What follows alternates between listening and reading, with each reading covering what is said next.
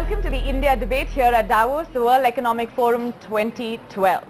Many Indians believe that India is a positive story, and as that plays out, the start of the year might have brought in some serious work from the government's end and perhaps even change in sentiment. I've got a very special panel, all Indians you're familiar with a perspective on India at Davos. I'll start with Adi Godrej. You believe that the 1st of Jan has actually brought a new year for the Indian economy. How? Very definitely. I think the sentiment has changed. Even earlier I felt that the reality was much better than the sentiment. But after the 1st of January, many things have changed. Government announced a couple of things like 100% foreign direct investment in single brand retail. The stock markets have taken a turn. The rupee has appreciated. It's now above 50, 49, 70, as I heard. And general sentiment seems to have changed.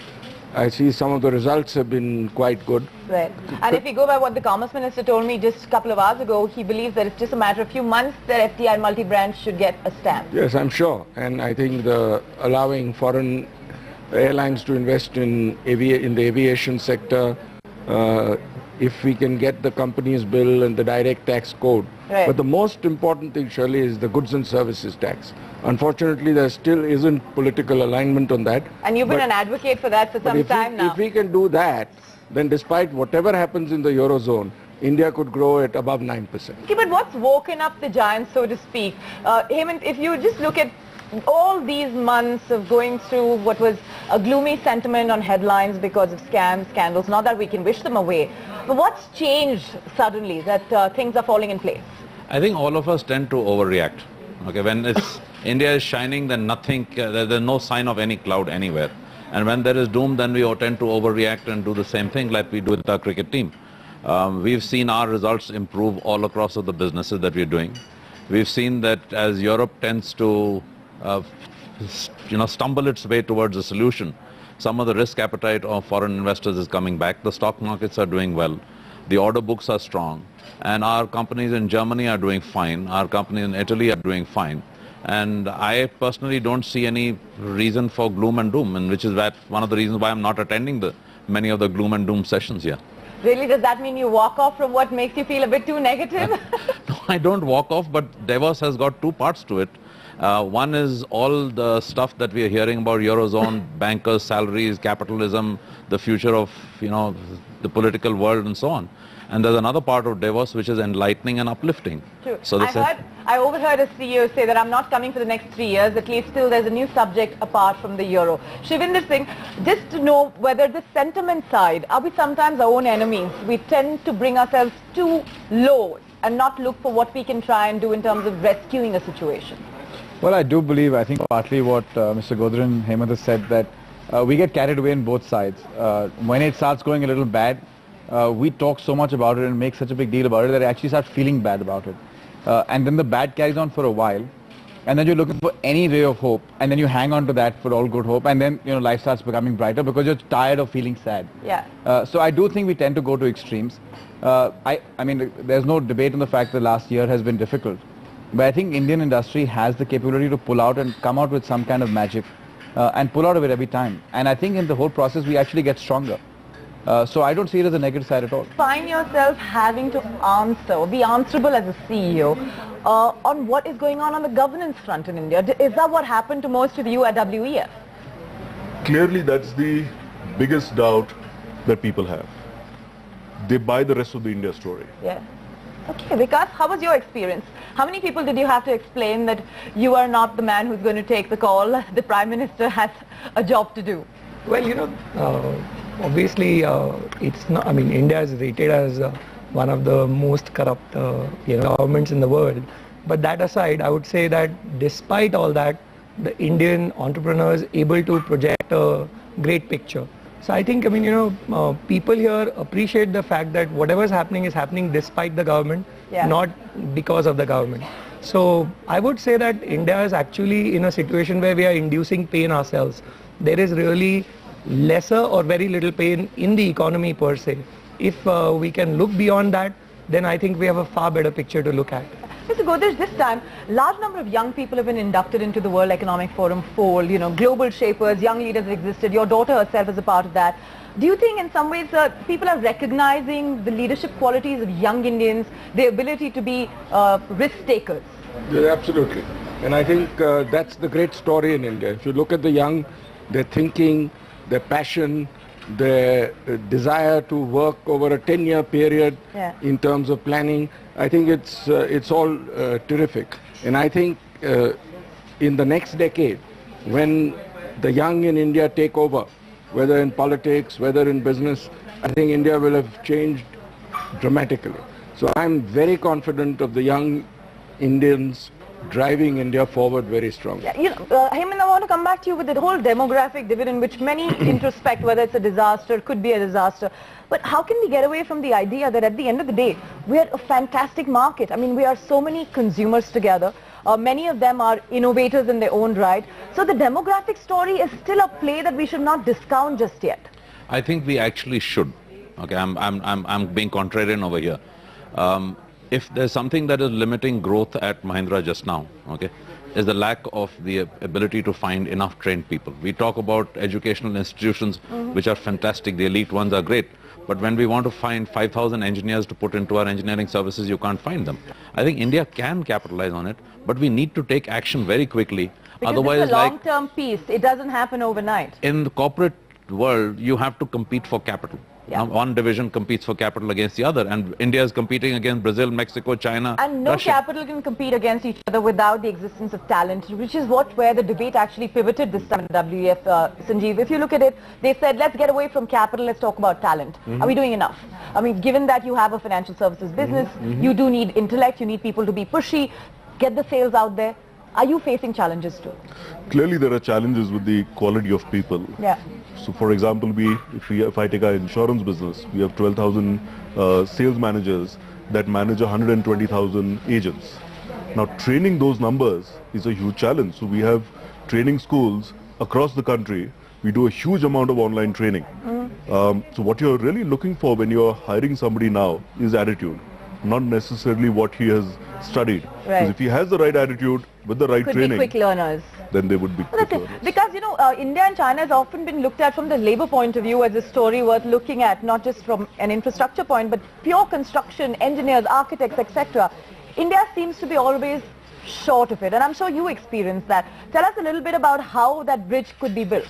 You know, we have a huge shortage of architects, engineers. Leave alone architects and engineers, we have a huge shortage of labor and skilled labor. We have given a contract to Samsung, and they in turn have brought in Indian labor from Dubai, because that's where the Indian skilled labor is. So imagine, I mean, you know, we got to import Indian labor from Dubai because we need that skill set. So why can't we have institutions which would, you know, promote skill development in India? Mr. Godrej, what is it that's stopping us from letting the education sector get unleashed in India? I mean, we can't deny that, you know, we are low on the indices when it comes to basic human needs. Oh, absolutely.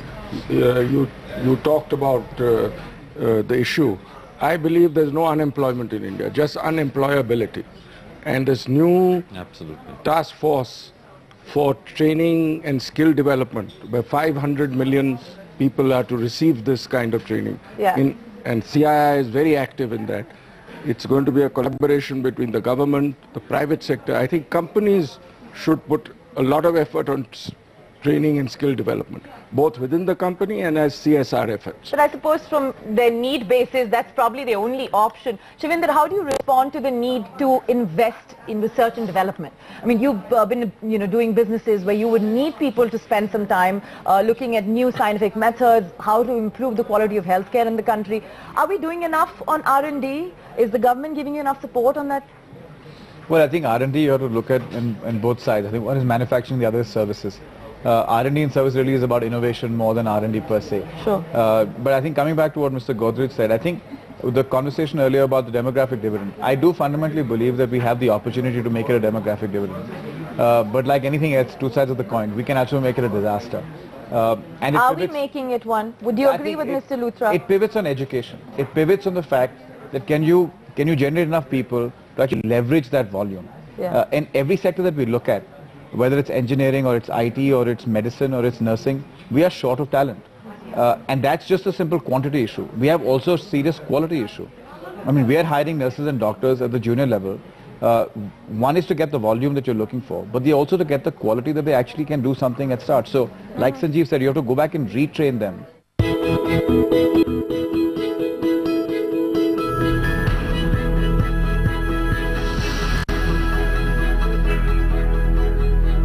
Part of the India story, besides its people, is obviously every one of you's ability to generate higher margins. People love this place because they can get back more from every penny that they invest. Now, in that sense, we are debating at the Davos Forum whether capitalism should come with compassion, whether progress should come with parity.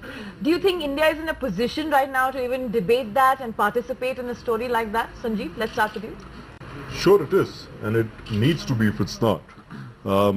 I think capitalism itself is getting redefined, right? So you can't just look at one set of stakeholders. You start off, of course, your basic capitalism looked at your customers, your employees, and your shareholders. You need to look at the society around you as well. And if you see large sustainable businesses have done that much before it became a buzzword to have capitalism with a certain amount of social side to it. And but you can't separate it out. So if you're training a whole bunch of people and if you have a turnover of 30-40% over there, they are going and doing other things. At the same time, looking at the immediate society around you, I think these are activities which many companies are doing, and there are others who, if they are not, they will need to do it if you have to build a sustainable business. What's conscious capitalism to you, Hemant? I think the way Mahindra is practicing it is, and I'm not making a plug for the company, but I'm very proud of the way they're handling it. I don't think the two can be separated as, you have to have a little bit of this and a little bit of that. Okay. If you are committed to capitalism and it's going to get the best return that you want for your shareholders, your people must give in not just as a wage that they're doing, but they must give with passion. Okay. Right. Now, if you treat them right, they're going to give with passion. If they're going to make the extra effort to make sure that the product is right, they're going to make sure extra effort to make sure the quality is right. And I think the two go hand in hand. So to me, it's not a debate. The two just have to complement each other. On a pure capitalism point of view, just looking at the way the Indian market is, because you do see the next few years, despite challenges of your land bill, difficulty in getting loans for sectors like construction, etc., we will still be better off in terms of returns to investors? See, I feel we now need to look at not shareholders but stakeholders. And the minute you look at stakeholders, you're going to look at everyone involved. You're going to look at a person who owns land, people who work with you, labor, anyone. So I think you have to have a inclusive growth, and that probably will change the way capitalism is going to be looked upon going into the future. Mr. Godrej, I would wonder, as a journalist, that why does everyone in India Inc. need to come to Davos to listen to capitalism and being conscious about how you sort of do business, when back home issues like Lokpal, the kind of unrest among the social sector, all of them in their heart to heart are raising the very same issues. I mean, somewhere we feel there's a discord of where we're learning our lessons. Of course, these issues are being raised across the world. But I like to call the system free enterprise. I like to avoid the word capitalism. Free enterprise with inclusiveness. And every time we paid emphasis on inclusiveness, whether it's a corporation, whether it's the country, I think we have gained in terms of economic growth. This adds to economic growth. It's not a cost of free enterprise, to my mind. Yeah. So I think we should be very strongly supportive in a country like India of more and more free enterprise with inclusiveness. Right. And you were talking about the corruption issue. To me, this corruption issue has been raised at the right time. It will be short-term pain. We are all going through this short-term pain because decision-making is slow, etc. But it will be tremendous long-term gain. Yeah. In the Twitter world, this time at the Davos Forum, the one word that has trended the most is the word social. Shivinder, do you think social unrest could be the biggest challenge of corporate sector across the world, including India, in the years ahead? Well, I don't think it's a challenge just for the corporate sector. I think any economy, any country, that's the one thing that they don't want to get to. Yeah. And just the starting of that or the bubbling of that actually signals the fact that there is a certain amount of exhaustion in patience for people to just wait for what they believe is their right and what the government has preached for so long that they're expected to be provided. So I don't think it's only a corporate sector pain. It's a nightmare for any country. And I think smart leaders need to recognize it when it starts bubbling, when you start hearing whispers about it, rather than waiting for a reaction when it becomes too late. Mr. Godrej, we know so many of your friends and within the corporate sector want to invest, which are obviously in sensitive areas. Now this time at Davos, most people have said, why doesn't India open up its resources? Let us exploit the coal that we sit on. Let us exploit the iron ore that we sit on. But large number of projects are actually on hold at the moment for that very reason. The twins not going to meet anywhere? No, of course it should. And I think it's already started. I think clearly coal production is back on the growth front.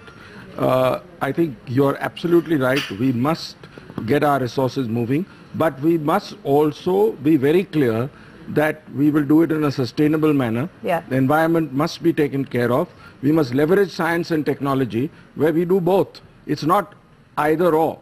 It's both. We must develop our mineral resources very strongly and take care of the environment. And we must have better leverage science and rehabilitation technology. plans for people. Yes, that can be worked out. If we do it sensibly, if we do it with a sense of fairness and determination, it can be done. And I think it's moving now. The Environment Ministry has cleared a lot of coal projects now, and I see it moving forward very rapidly. Yeah, all of you are, of course, certainly optimistic, but, you know, there is plenty to be done. Things are turning around. But 2 years from now, we're going to have general elections in India.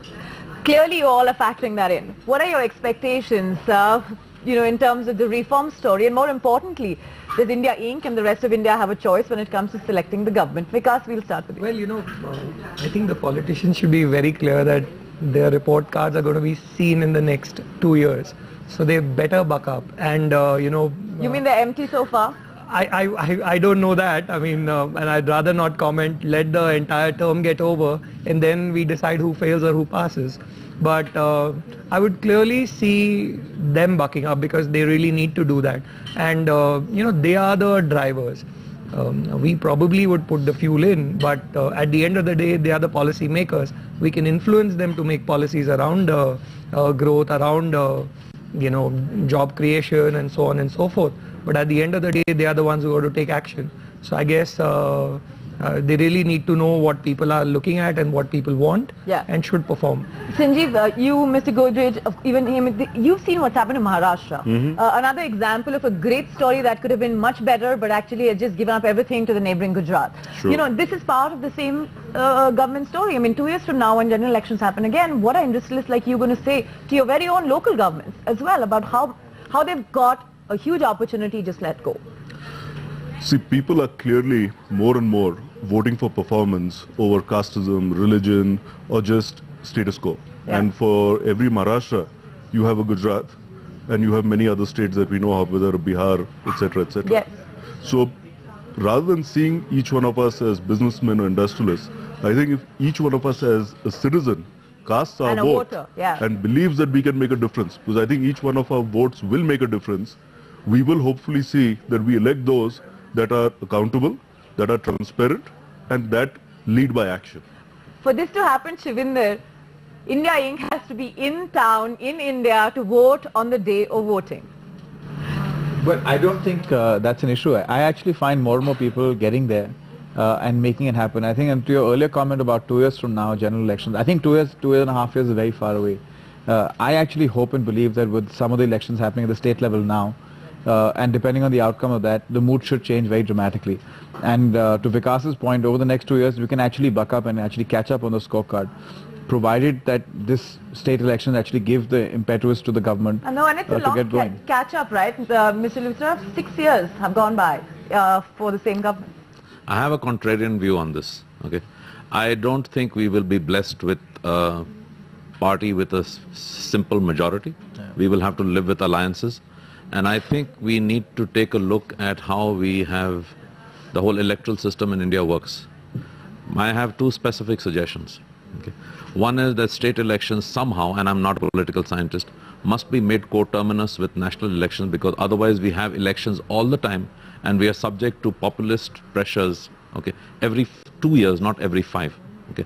Second, I don't think we can afford the luxury of the government that we have just now, in the shape and form that we have just now, For us to recover and catch up with the rest of the world, we'll need a presidential form of government where a president gets elected and chooses what Italy has been able to do just now. You get a real powerful bureaucrat, Monti, and say that we have to throw out the last prime minister and let's get our act together. These are constitutional changes, but I am not optimistic about a single party coming back to power again. I'll just take final comments, but before I do that, one political question to you. Largely because, you know, in this country today, everybody looks up to the Prime Minister. And we all love him because he's such a clean man, he's a great economist. But he's just not a great politician. Does that bother India Inc. just way too much now? It's true that if we had taken some decision, for example, say 51% investment in multi-brand retail, it should have been taken before Parliament started. It wouldn't have got into any difficulty. So some kind of timing, some kind of political handling, I think you must clearly combine politics. The other thing is the government should reach out to the opposition. The government shouldn't expect the opposition merely to support anything which is economically good. They should reach out to them, and that means also being less critical in the states. So I feel, unfortunately, the opposition and the government have got it against each other far too much for the economic agenda to go forward. Okay, let's get some final comments then. The one thing that you will tell Prime Minister today. I've already said that all, which is that there is a golden moment you can strike now. Okay, the risk appetite has come back. Okay, and the second thing I would tell the Prime Minister today is that ask your political masters, okay, to either, you know what, in terms of take action or let me go. I'm using... The phrase political masters gives us a lot to think about anyway. Okay, Vikas, do you think, you've talked about despite the government, what is that one picture of India despite the government that will continue to sell a WEF? Everything that's happening until today, I would say, is despite the government, and that probably is a clear story. What I would want to tell the Prime Minister is, you know, we need a leader, a single leader who can drive the country to a particular focus, and I think he is the man. You rightly said he's got the talent, he's got the knowledge, and you know, people love him. So I guess he should really pull it through. What do you think, Shivinder? Should it be people power, push for demographic dividend? Now, the comment to the Prime Minister would be, India has the opportunity, let's seize it. And that's something you've been saying for 10 years now, by the way. Sanjeev. Okay, I'm going to be critical over here to say 6 years has been long enough, not seen enough action. We need somebody different to act. That's a great point to end. Well, we've got a very interesting debate out here on ET Now. The pulse is positive, but it comes with caveats. Caveats what? That includes coalition governments, the crisis, and just good karma. On that point, it's a wrap on the debate. Stay with ET Now.